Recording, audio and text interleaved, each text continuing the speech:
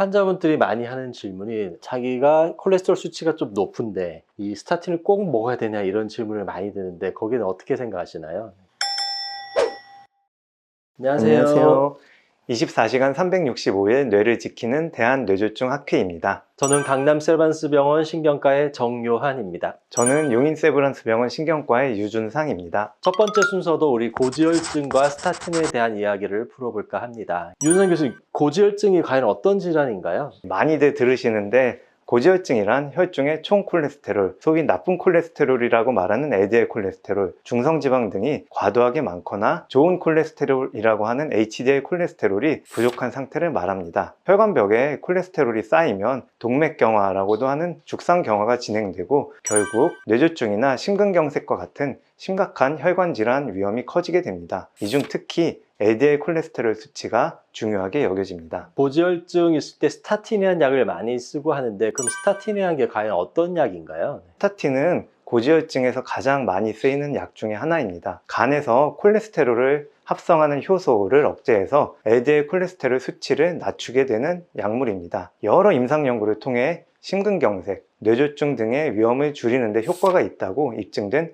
대표적인 치료제입니다. 스타틴 이외에도 에제티미브, PCSK9 저해제 등이 추가적으로 사용되는 고지혈증 치료제가 되겠습니다. 환자분들이 많이 하는 질문이 자기가 콜레스테롤 수치가 좀 높은데 이 스타틴을 꼭 먹어야 되냐 이런 질문을 많이 드는데 거기는 어떻게 생각하시나요? 콜레스테롤이 높다는 기준이 애매하게 들릴 수 있는데 혈액검사 결과와 함께 심뇌혈관 질환의 위험 요소로 흡연이나 고혈압, 당뇨, 가족력 등을 종합해서 처방을 결정합니다. 특히 혈관에 죽상경화증이 동반한 환자에서는 좀 더 적극적으로 스타틴 투약을 권고하고 있습니다. 일단 혈관에 죽상경화증이 발생하면 호전되는 경우가 별로 없는데 스타틴을 적극적으로 사용하면 죽상경화증의 진행을 멈추는 데 도움을 주고 경우에 따라서는 죽상경화증이 호전되는 경우도 볼 수 있습니다. 생활습관 교정, 예를 들어 식단이라든지 운동, 체중 감량 등으로 충분한 효과가 나지 않거나 심뇌혈관 질환을 앓고 있거나 심뇌혈관 질환의 발생 위험도가 높은 경우에는 스타틴 복용을 권장하고 있습니다. 그러면 스타틴을 우리가 복용하면 어느 정도 복용하면 효과가 생기나요? 스타틴을 복용하고 나서 개인차가 있겠지만 LDL 콜레스테롤이 평균 30에서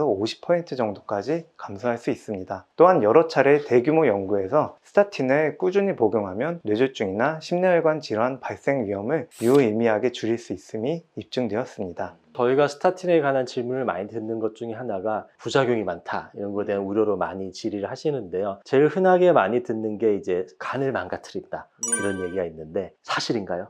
예, 오늘도 제가 외래에 보면서 비슷한 질문을 받았습니다. 사실 콜레스테롤이 간에서 합성되기 때문에 간 기능에 영향을 끼치는 경우가 있습니다. 소위 말하는 간 수치가 올라가는 경우가 있는데 투약을 중단해야 할 정도로 이상이 생기는 경우는 그렇게 흔하지는 않습니다. 대개는 초기에 간 수치가 상승하기 때문에 저는 스타틴 투여 후에 간 수치를 수시로 확인을 하고 많이 상승하는 경우에는 용량 조절이나 투약 변경을 고려합니다. 그래서 실제로 용량 조절이나 투약 변경을 고려할 정도로 심하게 올라가는 경우는 그다지 많지는 않습니다. 두 번째로 많이 듣는 질문이 스타틴을 먹고 나서 근육통이 많이 생겼다 아니면 근경련이 많이 생겼다 이런 것 때문에 약을 중단한 사례도 많은데 여기에 대해서는 좀 설명 부탁드립니다. 제 환자분들 중에도 근육통 때문에 중단하신 분이 실제로 있기는 합니다. 경우에 따라서 근력 약화를 호소하시는 분들도 있습니다. 다만 이 경우 역시 많지는 않고 근육통도 시간이 지나면서 호전되는 경우도 종종 있습니다. 그렇지만 어쨌든 근육통이 심하거나 근력 약화가 있다면 투약 중단을 고려할 수 있는 그런 부작용이기 때문에 저는 투약 시작 후 외래에서 꼭 근육통 여부를 확인하고 근육 효소 수치 역시 추적을 하고 있습니다. 그렇지만 이 역시 아주 흔하지는 않고 스타틴을 꼭 중단해야 될 필요가 없는 경우가 훨씬 많습니다. 콜레스테롤 높으시면 운동도 많이 하시잖아요. 그래서 콜레스테롤 약도 먹는 경우가 있고 그래서 운동하고 나서 생긴 근육통을 스타틴이 먹고 나서 이제 생긴 근육통에 오해하시는 분도 있어서 이제 저 같은 경우는 약을 먹고 근육통이 생겼는 시간적 개연성이 있는지 그리고 약을 끊었을 때 없어지는지 정말 이게 스타틴으로 인한 근육통인가 이렇게 생각해보고 이제 투약 여부를 다시 상담하게 되는데요. 그리고 또 뭐 어느 정도 콜레스테롤을 떨어뜨리는 효과는 있을 수 있겠지만 장기 장기간 복용했을 때 여러 가지 이제 부작용에 대한 우려들을 많이 하시는데 어떤 것들이 있을까요? 부작용이 아예 없는 약은 없겠죠. 그러나 스타틴은 장기 복용 시에도 대체로 안전하다고 평가된 약물입니다. 초기에는 간이나 근육 부작용 이외에도 뇌출혈에 대한 위험의 우려가 있었습니다만 여러 차례 수행된 대규모 무작위 연구 및 빅데이터를 통한 수백만 명의 데이터 연구에서 뇌출혈의 위험 증가는 없다는 것이 밝혀졌습니다. 이외에 당뇨에 대한 우려 역시 있습니다만 대부분의 환자에서는 혈당이 증가하지 않고 증가하더라도 그 증가폭은 대부분 크지 않았습니다. 혹여 혈당이 올라가는 것 같으면 효과는 조금 약하지만 당뇨를 유발하지 않는 것으로 알려진 스타틴도 있습니다. 이러한 두려움으로 스타틴이 필요한 환자에서 사용하지 않는다면 오히려 고지혈증을 방치해서 죽상경화증이 악화되는 위험이 더 크기 때문에 의사가 권장하는 기간 동안 꾸준히 복용하는 것이 중요합니다. 특히 당뇨 같은 경우는 실제로 발생 비율이 높지 않은데도 많이 우려들 하시는데 혹시 당뇨가 더 잘 발생하는 환자분들이 있나요? 예를 들어 임신성 당뇨라든지 아니면은 당뇨 전 단계 이런 환자분들에 대해서는 좀 주의를 요하고 있고 그런 환자분들에게는 충분히 당뇨의 위험성과 약물 선택에 있어서 그런 것들을 고려해서 약을 처방하는 것이 좋겠습니다. 그럼 스타틴은 언제 어떻게 복용하는 게 좋을까요? 초기에는 스타틴을 저녁에 복용하는 것을 권고하였습니다. 이는 콜레스테롤 합성이 주로 밤에 이루어지기 때문입니다. 그러나 최근 널리 쓰이는 스타틴 제제들은 대부분 약물의 효과가 유지되는 반감기가 길어서 꼭 밤에 복용할 필요가 없고 하루 중 일정한 시간에만 복용하면 되는 경우가 많습니다. 대부분의 환자분들이 오전에 아침에 약을 드신다면 그와 함께 복용을 하셔도 괜찮겠습니다. 그러면은 이렇게 다른 약과 함께 먹을 때 상호작용이 생길 수 있지 않나요? 스타틴을 복용하시는 환자분들 중에 다른 약물을 복용하시는 분들이 많이 있습니다. 항진균제나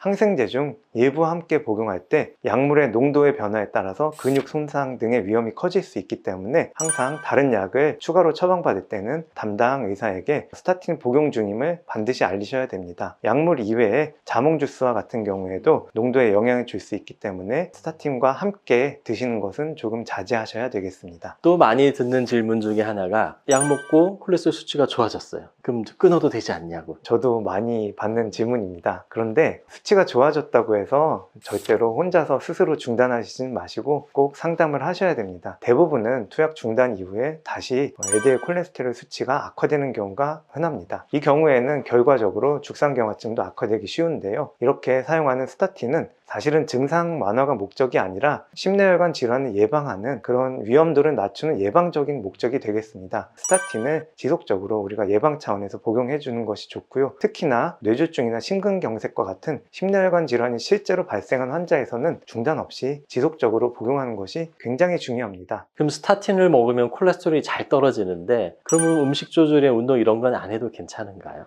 절대 그렇지 않습니다. 기본적으로 약물은 생활습관의 보조적인 수단입니다. 그래서 생활습관 관리가 뒷받침되지 않으면은 더 높은 용량으로 조절해야 되거나 다른 합병증 위험이 올라갈 수 있습니다. 그럼 식습관 개선이라고 말씀하셨는데 그럼 스타틴 복용 중에는 우리가 어떤 음식을 먹는 게 좋은가요? 기본적으로 이런 심내혈관 질환을 앓고 나서 어떤 한 음식에만 꽂혀서 그것만 드신다든지 아니면 뭐 정말 채식만 해야지 이런 경우가 많은데 골고루 드시는 게 맞습니다. 패스트푸드에서 튀긴 음식들, 과자류 일부 등은 좀 피하시고 그다음에 채소나 과일, 섬유질, 그다음에 적절한 양의 단백질, 그래서 생선이나 살코기, 특히 고기를 아예 안 드시는 분도 있는데 그러지는 마시고 살코기 위주로 드시는 것이 좋겠습니다. 또 설탕이 많은 그런 달콤한 디저트류, 주스류 이런 것들도 안 좋은 영향을 끼칠 수 있으니까 주의가 필요합니다. 그러면은 지금까지 계속 우리가 스타틴하고 식생활 습관, 생활 습관 변화에 대해서 여러 가지 얘기했는데 정리해서 한번 간단하게 한번 다시 말씀해 주시죠. 스타틴은 고지혈증 관리와 심내혈관 질환 예방의 핵심적인 약물입니다. 물론 간 손상, 근육통 등의 부작용이 가능하지만 발생 빈도가 낮고 대부분은 경미해서 호전되는 경우가 대부분입니다. 정기적인 혈액 검사와 의사와의 상담을 통해서 안전하게 스타틴을 장기간 복용할 수 있습니다. 스타틴과 함께 좋은 생활 습관을 병용하는 것이 훨씬 더 좋은 효과를 얻을 수 있기 때문에 또 담배를 태우고 있다면 금연 등을 통해서 더 좋은 효과를 얻을 수 있게 됩니다. 중단 여부나 용량 조절은 반드시 주치의와 상의 후에 결정하셔야 되겠습니다. 오늘 영상이 도움이 되셨다면 뇌졸중 학회 구독, 좋아요, 알람 설정 부탁드립니다. 감사합니다.